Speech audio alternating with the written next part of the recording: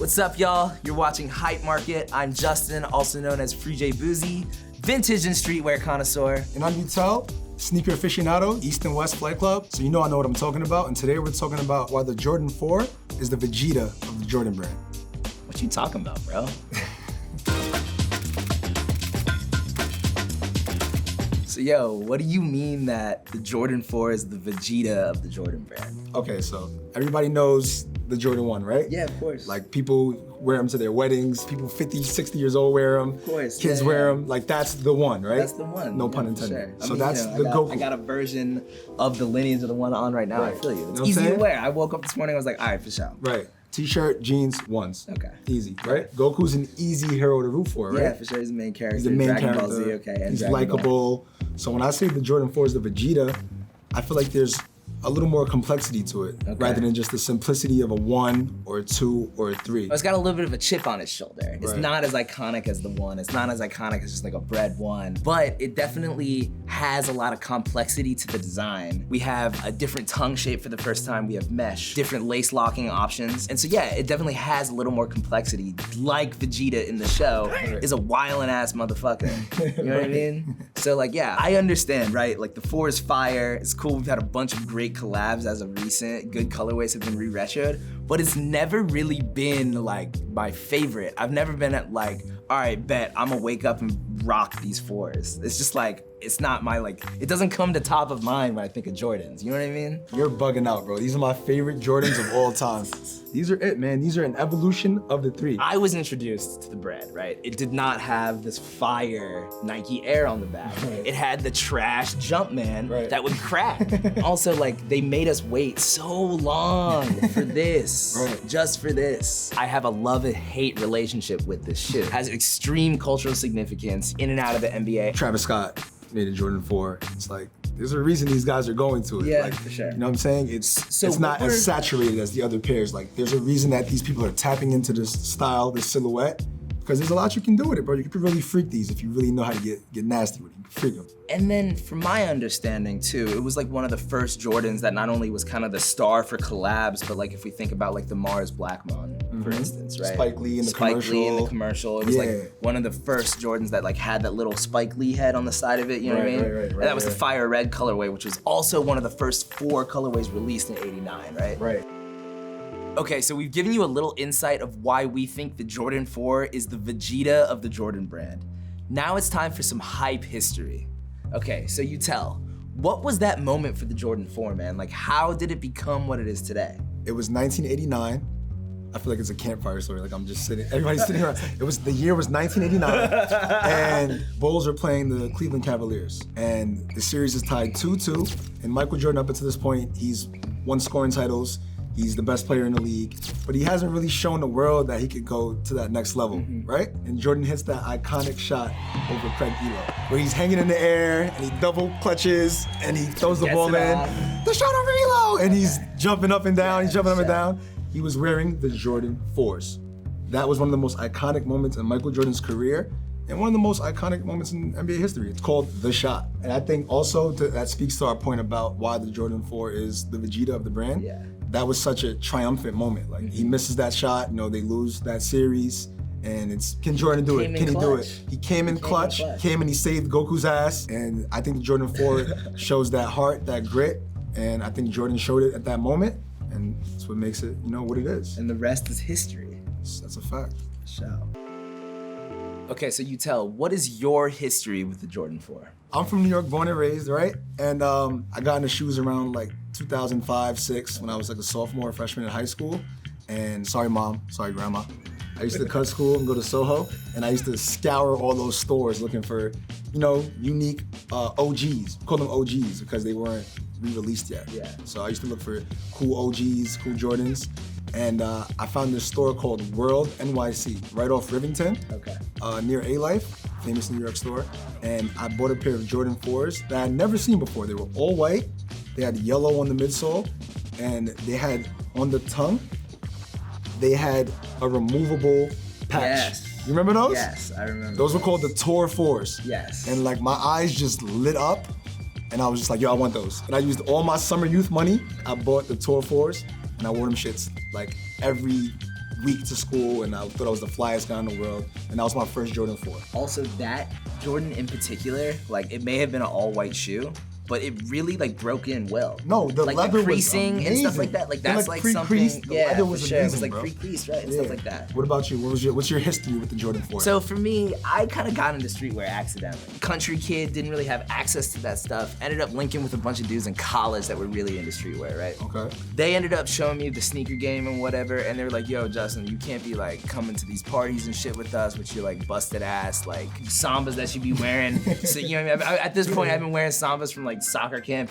when I was 4 years old to like senior year of high school. You know what I mean? Hey, different strokes, man. People develop at different speeds. Don't hold it against me. I'm not, bro. Right? Live your truth, bro. The first Jordan I got, fucking hard, 8 lows. 8 lows? Yes, 8 lows. Nobody's coming out the gate with 8 lows. No one's you know ever told me their first pair of Jordans was a pair of 8 lows. Nobody. That's a first, Nobody's bro. ever. That's right? a first. And then my second pair was metallic 5s. Third pair were the breads, bread 4s. But it wasn't this bread. You see, this bread I'm not so mad at because it's got the iconic Nike Air on the back.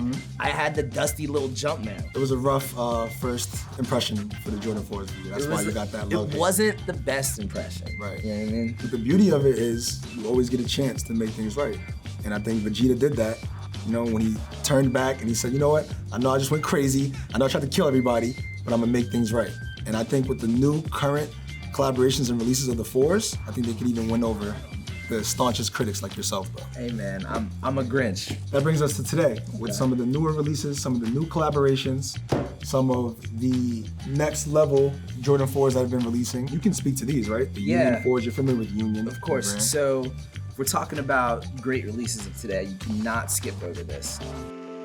So this is the Union 4. Union Los Angeles is a high-end fashion boutique for men on La Brea in Los Angeles. La Brea is kind of like a very close-knit streetwear community. Stussie's right there, Undefeated's across the street. Kind of like a well-known sneaker destination. You know, this is the guava. The only white on the shoe is the laces, right? Got this nice cream, sort of like banana sole. I'm really into it, and of course, like you've noticed with the Jordan collabs that have come out, if you look back at what Virgil's done, their Jordan brand is definitely getting more comfortable with designers and other minds really changing the landscape of the shoe. Right. And you can kind of see this in the shape. This is not the same sort of shape as this shoe. If you look at like how the tongue sits, it's just like a lot of different angular things that are like very, very subtle about this one. I like what you said about the how Jordan brand's getting more comfortable. Another reason why the 4 is the Vegeta. Like you see how you said the 1s? That was easy. Just slap some red, blue, and silver on and send them out. People are gonna buy them. Give them some gold laces. Give them some gold laces. People are gonna cop that. They're out of here, right? Selling out quick.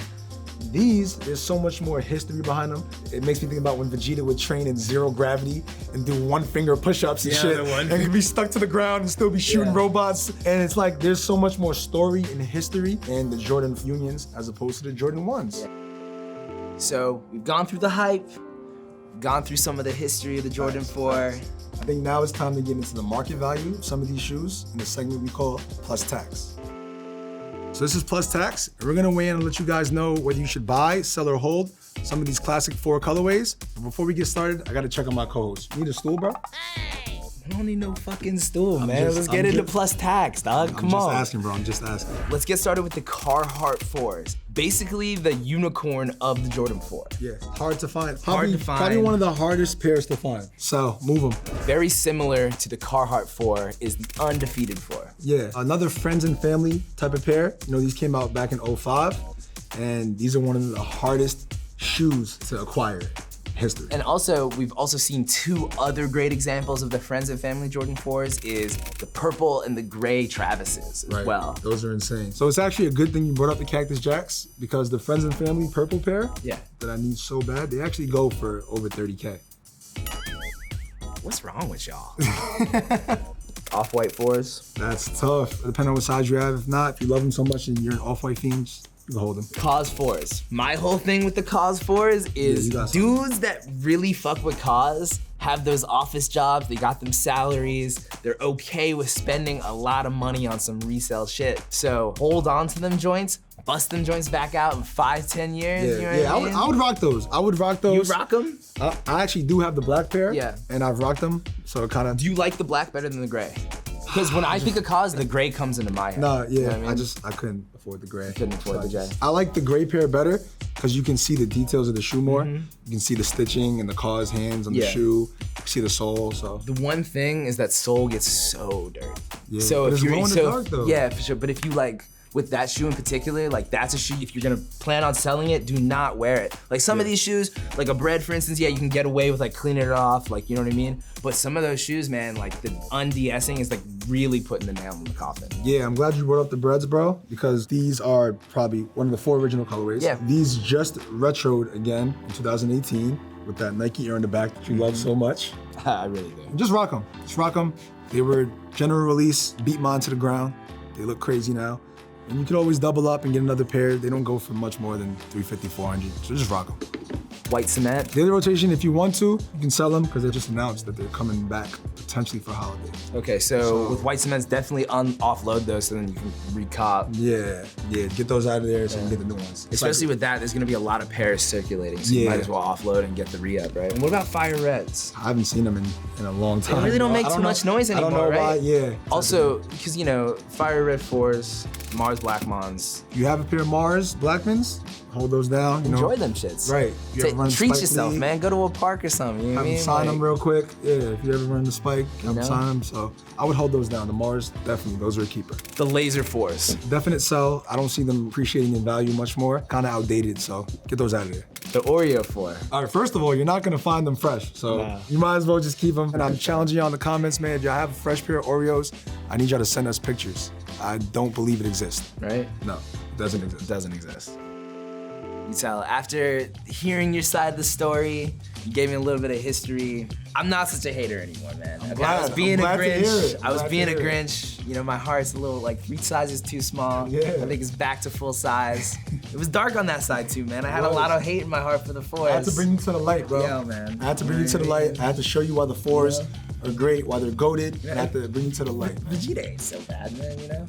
He's not. He's a little cranky like he was. He's a little cranky like he was, but he's not so bad. So we talked about why we think the Jordan 4s are the Vegeta of the Jordan brand. We gave you a little bit of hype history.